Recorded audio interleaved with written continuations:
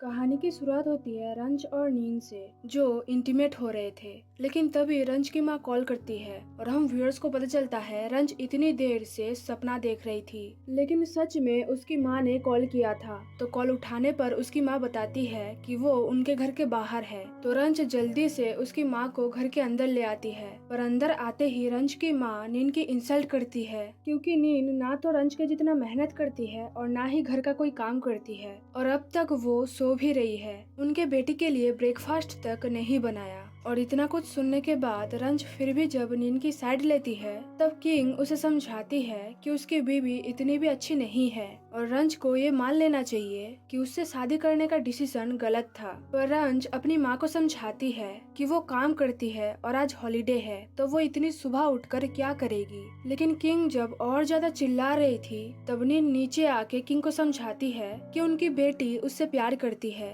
तब ही वो उसकी साइड लेती है, पर वो यहाँ इतनी सुबह क्या करने आई है। जो सुन के किंग कहती है कि भला ऐसे कपड़े पहनकर कौन अपने सास के सामने आता है, क्या अमीर घर की लड़कियाँ ऐसे ही कपड़े पहनती है। तब नीन अपने सास को बताती है कि उसे ऐसे कपड़े पहनना अच्छा नहीं लगता, पर रंज को बहुत पसंद है इसलिए उसे पहनना पड़ता है। पर किंग जब पूछती है कि वो इतनी देर तक क्यों सो रही थी, उनके बेटे के लिए ब्रेकफास्ट क्यों नहीं बनाया, तब नीन बताती है कि रंज उन दोनों के लिए ब्रेकफास्ट बनाती है और वो अपनी बीवी की हर बात मानती है। जो सुन के किंग गुस्से में रंज से पूछती है कि वो इतना सबमिसिव क्यों है। तब नीन अपने सास को और प्रोवोक करती है रंज के क्लोज जाकर, जो देखकर किंग और ज्यादा गुस्सा हो जाती है। अब बात आगे ज्यादा ना बढ़े, इसलिए रंज जल्दी से अपने माँ को घर के बाहर ले आती है और उनके घर आने से पहले उसे कॉल करने के लिए भी बोलती है। क्यों? क्योंकि ये घर भले ही उन दोनों का हो, पर इस घर को वेडिंग गिफ्ट के तौर पर नीन के पेरेंट्स ने दिया था,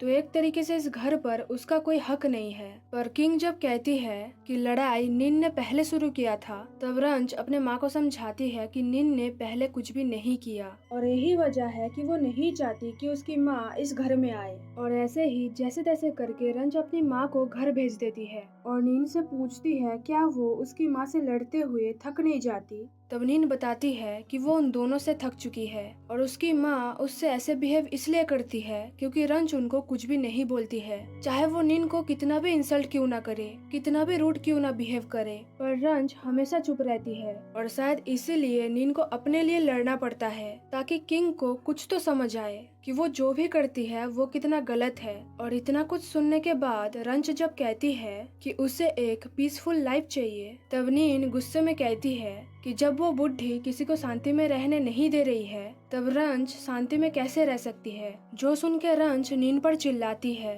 क्यों? क्योंकि नीन ने उसकी माँ की बुराई की थी, पर साथ में वो नीन को सॉरी भी बोलती है। लेकिन नीन कुछ भी नहीं सुनती, उल्टा वो रंज को समझाती है कि मे बी वो एक अच्छी इंसान है, अपने काम में वो बेस्ट है, सब लोग उसे पसंद करते हैं, लेकिन एक लाइफ पार्टनर के तौर पर वो बिल्कुल भी अच्छी नहीं है। और नीन रिग्रेट करती है उससे शादी करना। अगर उसे पास्ट में जाने का मौका मिलेगा तो वो रंज से दोबारा शादी नहीं करना चाहेगी। और इकलौती रंज ही नहीं है जिसे डाइवोर्स चाहिए, वो भी यही चाहती है। पर जब तक वो दोनों साथ में है, क्या रंज एक बार भी नीन को सपोर्ट नहीं कर सकती है उसकी माँ को हट करने में? ये बोलकर रोते हुए नीन चली जाती है और रंज अकेले में सोचती है कि पास्ट में उन दोनों ने जब नीन के पापा को बताया था कि वो दोनों डाइवोर्स लेना चाहते हैं, तब नीन के पापा ने उन दोनों को 4 महीने तक रुकने के लिए बोला था। क्यों? क्योंकि उनका एक नया रेस्टोरेंट ओपन होने वाला था और ऐसे में अगर डाइवोर्स की न्यूज बाहर आएगी तो उनके रेस्टोरेंट की इमेज खराब हो जाएगा और इन्वेस्टर्स भी खुश नहीं होंगे। और तब तक वो रंज को बोलते हैं इस बात को सीक्रेट रखने के लिए, क्योंकि वो नहीं चाहते ये बात किसी भी तरीके से बाहर आए। इवन वो रंज की फैमिली से भी ये बात सीक्रेट रखने के लिए बोलते हैं। पर इन 4 महीने बाद वो दोनों अगर फिर भी डाइवोर्स चाहते हैं तो वो उनको नहीं रोकेंगे। और यही सब याद करके रंज रोती रहती है और साथ में उसे ये भी याद आती है जब उसने ये बात अपने दोस्त को बताया था, तब उसके दोस्त के पूछने पर रंज बताती है कि वो नीन को डाइवोर्स देना नहीं चाहती है, वो उससे बहुत प्यार करती है, लेकिन वो अपने दो फेवरेट इंसान को ऐसे लड़ते हुए नहीं देख सकती। वो दोनों को ही सपोर्ट करना चाहती है, लेकिन अंत में वो किसी को भी खुश नहीं कर पाती। और पूरा दिन काम करने के बाद नीन इतना थक जाती है, फिर भी उसे ये सब झेलना पड़ता है। वो एक सेंसिटिव पर्सन है और इसीलिए वो उसे डाइवोर्स देना चाहती है ताकि उसे इन सब से छुटकारा मिले, और इसीलिए डाइवोर्स लेने का डिसीजन उसे सही लगता है। दूसरी तरफ किंग घर जाकर अपने पति को बताती है कि रंच ने उसे घर से चले जाने के लिए बोला है, सिर्फ नीन के वजह से। जो सुन के किंग का पति उसे समझाता है कि रंच फिलहाल कुछ भी नहीं बोल रही है, लेकिन जिस दिन उसके सब्र का बांध टूटेगा तब किंग उसे फेस नहीं कर पाएगी। पर किंग उल्टा कहती है कि वो इसलिए नहीं चाहती थी कि रंच की शादी हो, और अगर शादी हो भी तो उनके पसंद की लड़की से, ना कि उस अमीर और बदतमीज लड़की से। कहानी में आगे नीन घर से निकलने से पहले रंच को बताती है कि उनके पेरेंट्स ने उन दोनों को आज डिनर पर बुलाया है, पर अगर रंच जाना नहीं चाहती है तो भी ठीक है, क्योंकि उसे उनके पेरेंट्स के सामने प्रिटेंड करना नहीं पड़ेगा। पर रंच कहती है कि वो जाएगी। जो सुन के नीन चली जाती है और एक कैफे में नीन अपने दोस्तों से शिकायत करती है कि रंच कभी भी उसकी साइड नहीं लेती है, चाहे वो बुढ़ी उसकी कितना भी इंसल्ट क्यों ना करे। उसकी तो छोड़ो, उसकी पूरी फैमिली की इंसल्ट करती है और फिर भी रंच चुप रहती है। जो सुन के वो दोनों दोस्त नीन को समझाने की कोशिश करती है कि रंच कितना लाचार है, वो बेचारी उन दोनों के बीच फंस गई है। पर नीन नहीं मानती, क्योंकि उसकी फैमिली ने कभी उसके साथ ऐसे बिहेव नहीं किया है जैसे उसके साथ वो बुढ़ी करती है। पर रियल मुद्दा तो ये था कि चाहे नीन रंच के बारे में कुछ भी बोले, लेकिन प्यार तो वो उससे करती है। तो अगर उनका डाइवोर्स होगा तो नीन कैसे रहेगी। कहानी में आगे डिनर के वक्त नीन की माँ रंच को बिल्कुल अपने बेटी के जैसे ट्रीट करती है, पर नाई यानी नीन का भाई रंच को बोलता है उसके साथ ड्रिंक करने के लिए, जबकि उसके पूरे फैमिली को पता था। रंच को जल्दी चढ़ जाती है, और जब वही होता है तब नीन अपने भाई से पूछती है कि उसने ऐसा क्यों किया। तब नाई बताता है कि अगर रंच उसकी बहन को हट कर सकती है डाइवोर्स मांगकर, तो वो उसके साथ इतना तो कर ही सकता है। पर नीन अभी भी उसकी इतना केयर क्यों कर रही है। जब डाइवोर्स होगा तब क्या वो रंच के बिना रह पाएगी। जो सुन के नीन चुप हो जाती है, और फिर नीन जब रंच को साथ में ले जा रही थी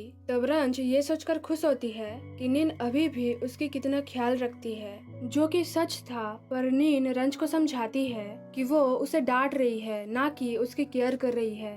अब क्योंकि रंच ड्राइव करने की हालत में नहीं थी, इसलिए नीन उसे अपने साथ ले जाती है, जबकि वो दोनों नीन के पेरेंट्स के घर अलग अलग कार में आए थे। पर रंच को रूम में छोड़ते वक्त रंच जब नीन के क्लोज हो रही थी तब नीन उसे ऐसे बिहेव करने के लिए मना करती है, क्योंकि उन दोनों का सिचुएशन पहले जैसा नहीं था, तो उनका क्लोज आना सही नहीं होता। अगले दिन नीन की कार जब खराब हो जाती है तब रंच उसे बोलती है उसके साथ चलने के लिए, क्योंकि वो उसे ऑफिस छोड़ देगी। और रास्ते में वो कॉफी लेने के लिए जब एक कैफे में रुकती है तब एक लड़की से बात करते हुए देखकर नीन जेलस फील करने लगती है और उस लड़की के सामने लवी डबी बिहेव करती है। ये दिखाती है कि वो दोनों कितना प्यार में है। पर कैफे से बाहर आने के बाद नीन जब बदल जाती है तब रंच पूछती है क्या वो जेलस फील कर रही थी। तब नीन साफ साफ मना कर देती है, पर साथ में ये भी पूछती है कि वो इस कैफे में क्यों आती है, क्या उसे कॉफी पसंद है या फिर वो लड़की। तब रंच बताती है कि वो इस कैफे में रोज आती है, क्योंकि यहीं पर वो दोनों पहली बार मिले थे।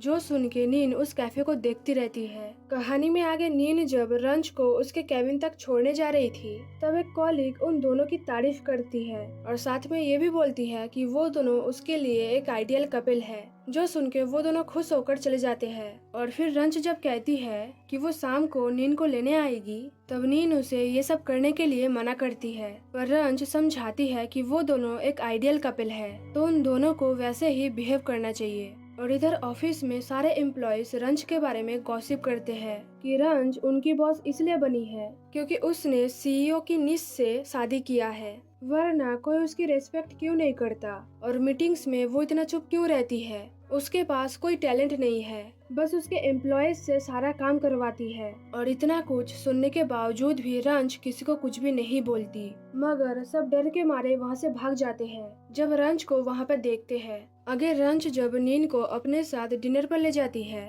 और उसके सारे फेवरेट डिश ऑर्डर करती है तब नीन उसे ये सब करने के लिए मना करती है, क्योंकि अनजान लोगों के सामने उनको प्रिटेंड करने की कोई जरूरत नहीं थी।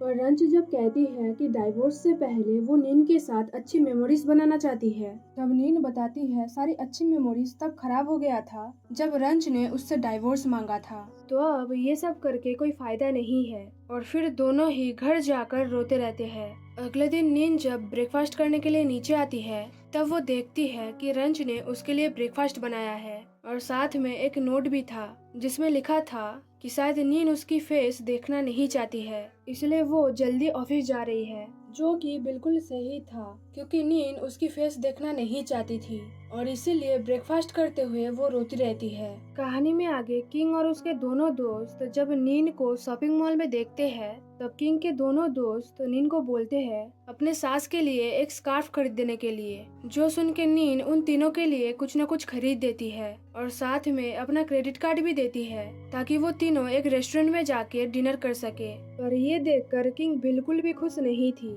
इसलिए वो घर जाकर नीन से लड़ती है, इवन एक फ्लावर वास भी तोड़ देती है जिससे नीन के पैरों में चोट लग जाती है और रंज गुस्से में अपनी माँ को घर से निकाल देती है। और फिर हमको दिखाया जाता है 3 साल पहले की स्टोरी, जब एक कैफे की वॉशरूम में रंज जब अपना शर्ट धो रही थी तब नीन उसे उसके कपड़े देती है और साथ में अपना नंबर भी, ताकि वो बाद में उसे लौटा सके। और ये कैफे वही कैफे था और तभी से शायद वो दोनों एक दूसरे को लाइक करने लगे थे। और यहीं पे एपिसोड 1 खत्म हो जाती है और साथ में ये वीडियो भी। लेकिन जाने से पहले वीडियो को लाइक करना, शेयर करना, वीडियो के नीचे कमेंट करना मत भूलना। चैनल पर अगर नए हो तो जल्दी से सब्सक्राइब कर लेना। Thanks for watching guys.